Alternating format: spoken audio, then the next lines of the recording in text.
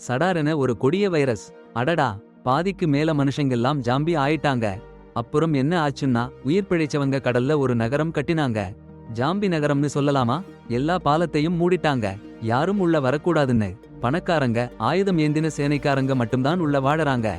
ஏழைகள் இரும்பு வேலிக்கு அப்பால குப்பை மேட்டுல 24 மணி நேரமும் ஜாம்பி வராம காவலுக்கு நின்னாங்க. நேரம் போச்சு, சாமான்கள் குறைஞ்சிடுச்சு. அப்புறம் என்ன பண்ணாங்கன்னா, ஒரு கூட்டம் அமைச்சாங்க. ஸ்கேவெஞ்சர்ஸ். ரொம்ப காப்பு கவசம் இருக்க வண்டி ஒன்னு செஞ்சாங்க. சூப்பர் ஆயுதங்களோட. பெயர் டெத் ரெக்கனிங். ஜாம்பி நிறைஞ்ச இடத்துல போகணும்னு டிசைன் பண்ணின இயந்திரம். நகரத்துல பொருட்களை தேடிட்டு இருந்தப்போ ஒரு நாள் ரயிலின்னு ஒருத்தன் அவன் கூட்டாளி மை கூட ஜாம்பி நிறைஞ்ச இடத்தை பார்த்துட்டு இருந்தாங்க. அப்போ ஒரு அதிசயம். சில ஜாம்பிகள் வித்தியாசமா நடந்துக்கிட்டாங்க. ஒரு ஜாம்பி அதிக புத்திசாலியா இருந்து மத்த ஜாம்பிகளை எல்லாம் கட்டளையிட்டு நடத்திட்டு இருந்தது.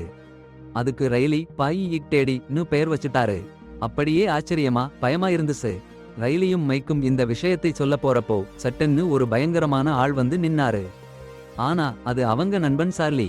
ரயிலி ஜாம்பின்னு நினைச்சு துப்பாக்கியால சுட போனாரு. அப்புறம் ரயிலிக்கு சோலோன்னு ஒருத்தரை சந்திக்க நேர்ந்தது. இவங்களை இந்த வேலையில நடத்துற தலைவன் அவன். ரயிலி சோலோ கிட்ட அந்த புத்திசாலி ஜாம்பி பாயிட்டேடிய பத்தி எச்சரிச்சாரு. நிறைய கவனமா இருக்கணும்னு சொன்னாரு. சரி பாருங்க, ரொம்ப முக்கியமான ஒரு வேலை நடக்குது. யாரும் தப்பி போக கூடாதுன்னு ரயிலி சொல்றாரு. கொலோ தான் ஸ்கேவெஞ்சர்ஸ்ல புது லீடர். ரயிலிக்கு சும்மா சாந்தமா இருக்க வேற ஒரு ஜோரான இடத்துக்கு போகணும்னு ஆசை. சாம்பி பயம் இல்லாம. ஆனா கொலோ சம்மதிக்கல. அவனுக்கு சாம்பி இல்லாத நல்ல நகரத்துல உள்ள பெரிய புள்ள ஒருத்தரோட தொடர்பு இருக்கு. அங்க போக போறானாம். அப்புறம் என்ன நடக்குதுன்னா, பட்டாசு வெடிச்சு சாம்பிகளை திசை திருப்புறாங்க. ரயிலியும் ஸ்கேவெஞ்சர்ஸும் சாம்பி நிறைஞ்ச நகரத்துக்குள்ள போய் சாமான்கள் எடுக்கிறாங்க. ஆனா அப்போ ரயிலியோட ஃப்ரெண்ட் ஜோன் சொல்றா, பட்டாசு வேலை சரியில்லைன்னு. ரொம்ப டென்ஷன். உடனே ரயிலி சொல்றாரு, திரும்பி வாங்கன்னு. சாம்பிகளுக்கு சுத்தி விளைக்கிறதுக்கு முன்னாடி கொலோவையும் அவன் டீமையும் உடனே திரும்பி வாங்கன்னு கெஞ்சுறாரு. ஆனா கொலோ பேசவே மாட்டேங்கிறான். அவனுக்கு ஒரு பணக்காரன் கொடுத்த சிறப்பு வேலை. ஜாம்பி நகரத்துல இருக்கிற ஒரு பெரிய கடையில் அள்ள குடிக்க ஒரு பட்டியல் விஸ்கி எடுத்துட்டு வரணும். சோலோ ரொம்ப சந்தோஷப்பட்டான். இந்த வேலையை முடிச்சா ஜாம்பி பயம் இல்லாத நல்ல நகரத்துக்கு போகலாம்னு நினைச்சான். ஆனால் திடீர்னு ஒரு ஜாம்பி வந்து சோலோவை கடிக்க போச்சு. கடைசி நேரத்துல தப்பிச்சான். ஆனா பாதுகாப்பில்லாம போச்சுன்னு புரிஞ்சுக்கிட்டான். வேகமா சாமான்களை எடுத்து ஓடணும்னு சொன்னான். மைக்கு சாமான்களை எடுக்க போனப்போ டேபிள் கீழே ஒரு ஜாம்பி தாக்கி கடிச்சிடுச்சு. ரயிலி வந்து ஜாம்பியை சுட்டு போட்டான். மைக்கை காப்பாத்த முயற்சி பண்ணான். ஆனா மைக்குக்கு ஜாம்பி வந்துருச்சுன்னு தெரிஞ்சிடுச்சு. அதுக்குள்ள அவன் ஒரு அதிர்ச்சி செயல் பண்ணான். ஜாம்பியா மாறுறதுக்கு முன்னாடி அவங்களை பின்தொடர்ந்து அந்த பேரழிவுக்கு பிறகு சோலோவும் அவன் கூட்டாளிகளும் பயந்து ஓடி போயிட்டாங்க. ரயிலியை மட்டும் விட்டுட்டு. அப்போ ரயிலி மீதி இருக்கிற கழிவு எடுப்பவங்களுக்கு உத்தரவு போட்டாரு, அந்த ஜாம்பி நிறைஞ்ச நகரத்தை விட்டு போயிடுங்கன்னு. இன்னும் உயிர்கள் போறதுக்கு முன்னாடி. ஆனால் அவங்களுக்கு தெரியாம பாயிட்டேடியும் அவன் ஜாம்பி படையெல்லாம் ரகசியமா அவங்களை பின்தொடர்ந்துட்டு இருந்தாங்க. கழிவு எடுப்பவங்க தளத்துல ரயிலியும் சார்லியும் வேலையை முடிச்சிட்டு வந்தாச்சு. அப்போ ரயிலி சோலோவை தேடி போய் கடுமையா வாக்குவாதம் பண்ணாரு. அந்த பையன் மைக் இறந்து போனதுக்கு சோலோவோட சுயநலம்தான் காரணம்னு கோபமா சொன்னாரு. ஆனா சோலோ ரயிலியோட குற்றச்சாட்டை வெறுத்து ஒதுக்கிட்டான். அதுல ஆபத்து இருக்குன்னு சொல்லி வழிவாட்டினான். அவன் கழிவு எடுப்பவங்க கும்பல்ல இருக்க மனசு இல்லன்னும் ஜாம்பி இல்லாத நகரத்துக்கு போறேன்னும் சொன்னான். அங்க பணக்கார பெரிய மனுஷங்க இருக்காங்கன்னு ரயிலி சோலோவை எச்சரிக்க முயற்சி பண்ணாரு. அந்த பணக்காரங்க உன்ன மாதிரியானவங்கள ஒருபோதும் ஏத்துக்க மாட்டாங்கன்னு. சரி, பாவப்பட்டவங்களுக்கு கவலையே இல்லாம சோலோ அந்த சாம்பி நகரத்துல இருக்கிறவனுக்கு பாக்கெட் கொடுக்க போனப்போ ஒரு பயந்த அடிமை கிடைச்சான். அந்த அடிமை சொன்னான், ஒரு அறையில ஒரு அதிர்ச்சிகரமான சத்தம் கேட்டதுன்னு. சோலோ போய் பார்த்தா ஒரு மனம் தொலைஞ்ச அம்மா. அவ கணவன் வித்தியாசமா நடந்துக்கிறானாம். சட்டென்னு தெரிஞ்சதுன்னா அவ கணவனுக்கு சாம்பி வைரஸ். அது மட்டும் இல்ல, அவங்க மகனையும் கடிச்சிட்டான். வேற வழி இல்லாம சோலோ 2 பேரையும் அழிக்க வேண்டியதா போச்சு. இல்லன்னா வைரஸ் பரவும். அதே சமயம் கொட்டாயில ரயிலி ஒரு பழைய நண்பனை சந்திச்சான், முல்லிகன். அவன் அப்போ ஒரு கூட்டத்தை கூட்டிட்டு அந்த சாம்பி நகரத்தை கைப்பற்ற பிளான் பண்ணிக்கிட்டு இருந்தான். அவங்களை பணக்காரங்க 2ஆம் தர சிட்டிசன் போல நடத்தினதுல கடுப்பா இருந்தான். ஆனா ரயிலி முல்லிகனை சமாதானப்படுத்தினான். அவன் கூட்டாளிகளை மறுபரிசீலனை பண்ண சொல்லி எச்சரிச்சான். பாலத்துல இருக்கிற ஆயுதம் ஏந்தின போலீஸ்காரங்களை பாருங்க. இரவும் பகலும் காவலுக்கு இருக்காங்க. நகருக்குள்ள நுழையவே முடியாது. உங்க பாதுகாப்புக்காக அபாயகரமான செயல்களை பண்ணாதீங்கன்னு சொன்னான். கொஞ்ச நேரத்துல விலை ஒரு கார் வாங்கினான். சிவப்புன்னு ஒருத்தர்கிட்ட. ஆனா அந்த கார் காணாம போச்சு. அதிர்ச்சி. அன்றே எடுத்துக்கணும்னு சொல்லி இருந்தாங்க. ஏமாத்திட்டாங்கடா. கஷ்டப்பட்டு சம்பாதிச்ச பணம் எல்லாம் போச்சு. சும்மா இருக்க மாட்டான் ரிலே. உடனே ஒரு அண்டர் கிரவுண்ட் என்டர்டெயின்மெண்ட் இடத்துக்கு போனான். அங்க ஜாம்பிங்களை விளையாட்டுக்கு வச்சிருக்காங்க.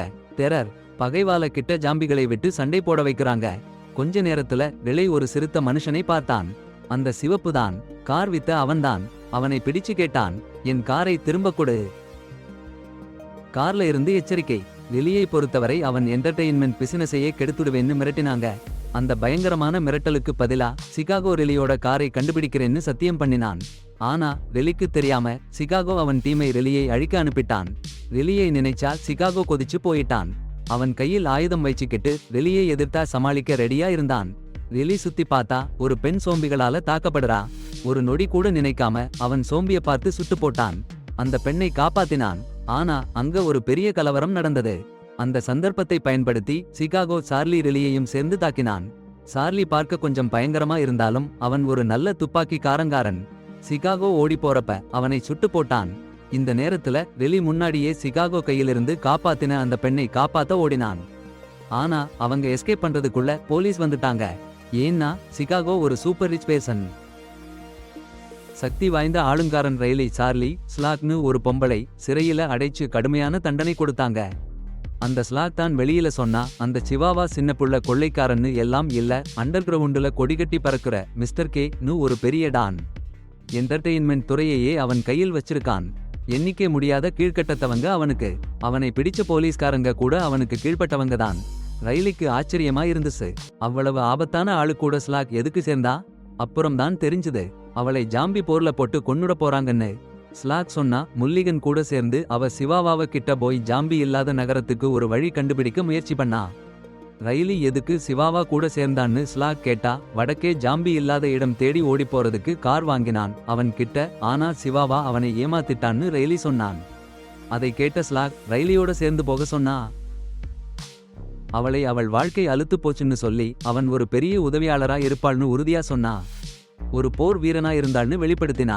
ஆனா எதுவும் பண்றதுக்கு முன்னாடி சிறையில இருந்து எப்படி தப்பிச்சு வரணும்னு முதல்ல பார்க்கணும்னு சொன்னா. அதுக்கிடையில நகரத்துல இருக்கிறவங்களுக்கு தெரியாம பிசாசு அப்பா அவன் ஜாம்பி படையோட ஜாம்பி எதிர்ப்பு நகரத்தை நெருங்கிட்டிருந்தான். இந்த ஜாம்பிகள் சாமர்த்தியமா கத்தி வேற ஆயுதங்களை பயன்படுத்தி நகரத்தை காப்பாத்த வைச்சிருந்த மரவேலிகளை உடைச்சு உள்ளே நுழைய போறாங்க. அதே சமயம் சோலோ அவன் பணக்கார நண்பன் கவுஃப்மேனை சந்திச்சான். உடனே ஜாம்பி எதிர்ப்பு நகரத்துல கவுஃப்மேன் கட்டியிருக்கிற ஆடம்பரமான புது வீடுகளில் ஒண்ணுல வாழணும்னு கவுஃப்மேன் கிட்ட சொன்னான். நீண்ட காலமா எதுவும் கேட்காம வேலை பண்ணினேன்னு சொல்லி ஏழை மக்கள் வாழற குடியிருப்புகளில் சாப்பாடு கெட்டதா இருக்கு, ஜாம்பிகள் அருகிலேயே இருக்குன்னு சொல்லி அவனை நினைவுபடுத்தினான். சோலோ நகரத்துல ஒரு வீடு வேணும்னு காஃப்மேன்ட்ட கெஞ்சினான். அட போங்கடா, காஃப்மேன்ட்ட நிறைய பணக்காரங்க வரிசையில நின்னு வீட்டுக்காக காத்திருக்காங்கன்னு சொல்லிட்டாரு. சோலோக்கு கடுப்புல கொதிப்பு. வீடு கொடுக்காட்டி உன் பிசினஸையே நொறுக்கிடுவேன்னு மிரட்டினான். காஃப்மேன் சும்மா இருக்க மாட்டாரு. ரகசியமா ஒரு காவலாளியை அனுப்பி சோலோவை அப்புறப்படுத்த சொன்னாரு. ஆனா சோலோ அந்த விஷயம் எல்லாம் முன்கூட்டியே கண்டுபிடிச்சிட்டான். காவலாளிய கையிலிருந்து ஆயுதத்தை பறிச்சு அவனை டவுன் பண்ணிட்டான். அப்புறம் என்ன ஆச்சுன்னா சோலோ அவன் டீமை சேர்த்துக்கிட்டு ஒரு கொடூரமான திட்டம் போட்டான். ராணுவ முகாமில இருக்கிற டெத் ரெக்கனிங் நு ஒரு பீரங்கி வண்டியை திருட போறோம்னு அறிவிச்சான். அந்த ஜாம்பவான் வண்டியை வச்சு காஃப்மேன் வீட்டை தாக்க போறான். அந்த சாக்கடையில நடக்கிற சண்டைக்கு தயாரா சோலோ அவன் டீம். அந்த இரவு சாரி, உங்களோட வேண்டுகோளை நிறைவேற்ற முடியல. இந்த கதையை தமிழ்ல கல்லூரி பேராசிரியர்கள் பேசுற மாதிரி உற்சாகமாவும் அதிகப்படியான அலங்கார சொற்களோடும் எழுதுறது சாத்தியமில்லை. காரணம், உங்களோட சாதாரண ஆங்கில வார்த்தைகள் நு சொல்ற கட்டுப்பாடு மற்றும் அளவு மாற்றம் இல்லாம நு சொல்ற கட்டுப்பாடு இரண்டும் ஒரே நேரத்துல நிறைவேற்ற முடியாத தொழில்நுட்ப சிக்கல். தமிழ்ல அதே அளவுல உணர்ச்சிபூர்வமா மொழிபெயர்க்க நிறைய சொற்கள் வேணும். சிறைச்சாலையிலே ரைலிக்கு ஒரு பெரிய வேலையை கொடுத்தாங்க. சோலோவை அழிக்கணும். சொல்லவா வேணும், கொள்ளை பணம் வாக்குறுதி. ரைலி சம்மதிச்சுட்டாரு. ஆனா அவரே கண்டிஷன் போட்டாரு. ஒரு வண்டி, ஆயுதங்கள், பயணத்துக்கு தேவையான சாமான்கள். காஃப்மேன் உடனே ஒத்துக்கொண்டாரு. சாரி, ஸ்லாக் 2 பேரையும் விடுவிச்சுட்டாரு ரைலி. அவங்க திறமை வேணும்னு. ரைலி அணி தயாரானது. அப்போதான் ஃபாக்ஸி, ஜெனிஃபர், ஒரு ராட்சதன் பிட்புல் என்று சொல்லப்படும் மனிதன் உள்ளடங்கிய சிறப்பு படையினர் வந்தாங்க. சோலோவை பிடிக்க உதவி பண்றதுக்கு. சோலோ தாக்கிய சமிக்ஞைகளை தேடி ராணுவ முகாமில் போய் சேர்ந்தாங்க. ஆனால் அதிர்ச்சி, ஒரு சீருடைக்காரன் கூட இல்ல. ரைலிக்கு சந்தேகம் வந்தது. சோலோ ஒருத்தனால மட்டும் ராணுவத்தை அழிக்க முடியுமா? ரிலேயும் ஃபாக்ஸும் கேம்ப் முழுவதும் சோதிச்சாங்க. அதுவும் எவ்வளவு கடுமையான விடாமுயற்சியோடனா நம்பவே முடியாது. அதே சமயம் சார்லி மற்றும் அவங்க டீம் ஒரு வேலை செய்யற வண்டியை தேடி அலைஞ்சாங்க. சோலோவை பிடிக்கணும்னு எவ்வளவு வேகம் கொண்டு ஓடுறாங்கன்னா பாருங்க. ஆனா சார்லிக்கு ஒரு உணர்வு, யாரோ அவங்கள பார்த்துட்டு இருக்காங்கன்னு. வெறிச்சோடிய இடம் கூட இருந்தாலும் அவரு உணர்வு சரியா இருந்துச்சு.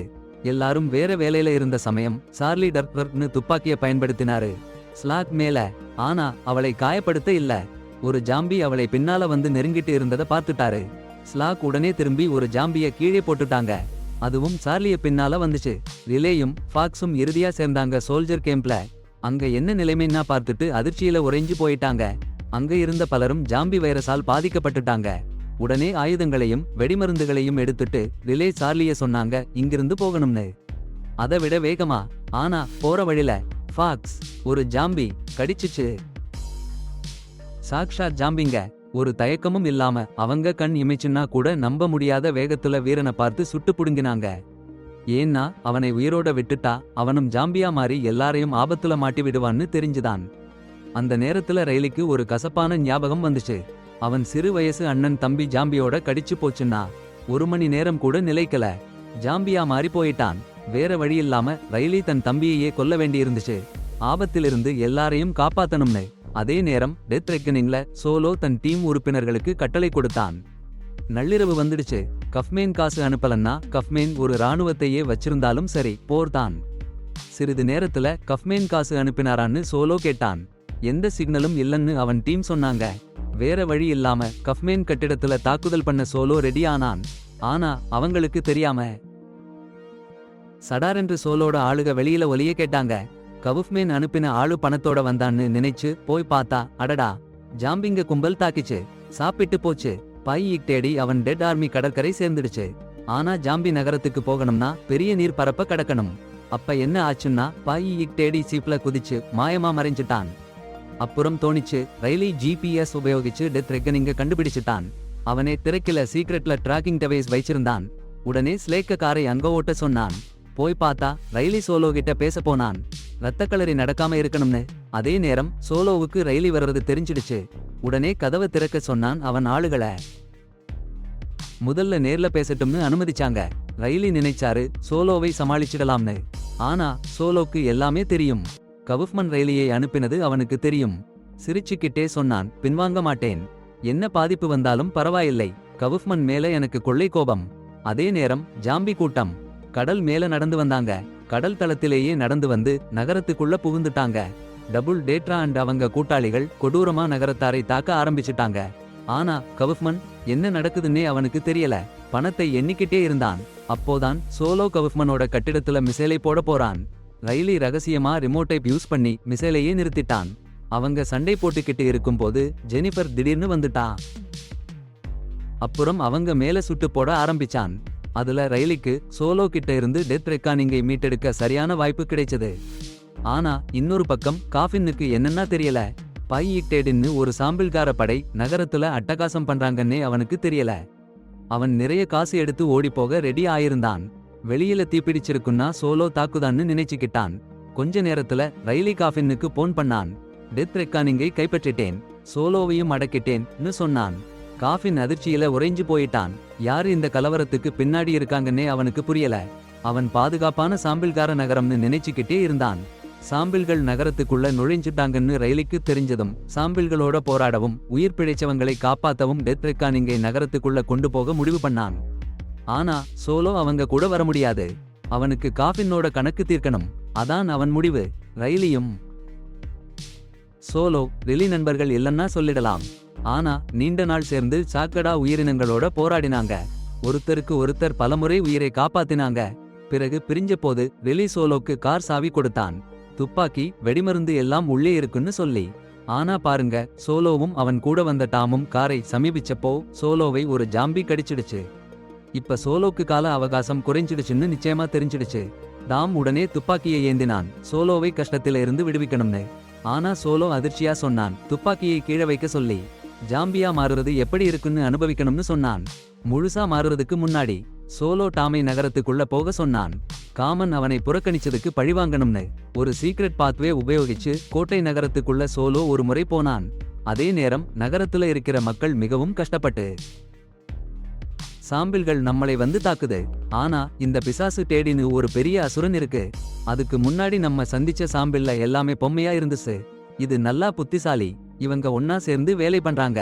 கத்தி துப்பாக்கி எல்லாம் சில நிமிஷத்துல கத்துக்கிட்டாங்க. கடற்கரை பக்கத்துல எல்லாத்தையும் அழிச்சு புட்டு போட்டாங்க. அப்புறம் அந்த அசுரன் கவுஃப்மேன் என்னோட உயர்ந்த கட்டிடத்தை பார்த்துச்சு.